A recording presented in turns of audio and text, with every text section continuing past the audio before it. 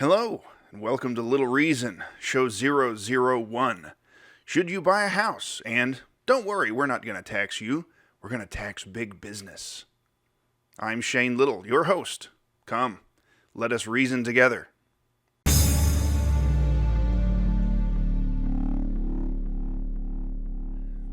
Okay, I didn't intend for this to be the first topic that I covered on this show, but it was fresh in my mind because I just watched a YouTube video the other day that I just wanted to talk about because it's so wrong. The video, let me see if I can do a good job of summing it up. There's just some guy talking about how bad of an idea it is to buy a house. And just about in any circumstance, he said, except the only exception he made is if you were trying to get into a particular school district because you had kids and you wanted your kids to go to this particular school. But he said in all situations, buying a house is a bad investment. It doesn't make any sense at all. You'd be better off investing your money in some mutual fund or something like that. And there are a lot of problems with this. And you might say, well, buying a house, okay, how is that connected with taxing big businesses? They're connected. Both of these concepts are connected, and I'll fill you in a minute. Whether or not to buy a house is a tricky thing. And there is no blanket statement. You can't always say that, it's better to buy a house, and you can't always say it's better to rent. In certain circumstances, just depending on your individual circumstances, it may make more sense for you to rent, or it may make more sense for you to buy. And the reason is,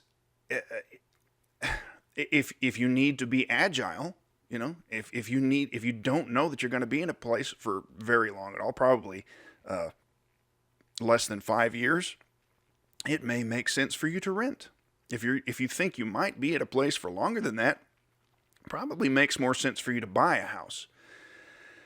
And the reason is because whether you're paying a mortgage or you're renting it, you're still paying for everything that's included in the mortgage, because the vast, vast majority of properties that you're going to be renting, whoever owns it, somebody owns it, right? And the vast majority of those owners are going to have a mortgage payment. They're going to be making a payment to some investor or bank or somebody that owns the note on that property. And that note is going to come with interest. And that property is going to be charged taxes. And unless you just have a really, really generous landlord who's willing to sell you or rent you the place that you're living in at a far less than market value rate, guess what? All of those costs are built into your rent. Plus, that landlord has to make a little profit in there too. So these people that just make blanket statements that owning property or owning a house is not a good investment, you can't say that. And the reason this is tied into government taxing big business is this. These politicians, they have all kinds of fun, they have all kinds of tools on their bag of tricks to lull you into this sense that they're not going to tax you. They'll come to you and say, well, we're going to raise taxes on corporations. We're not going to tax you. It's the same thing. Where does the money come from to pay that tax? It comes from that corporation's customers.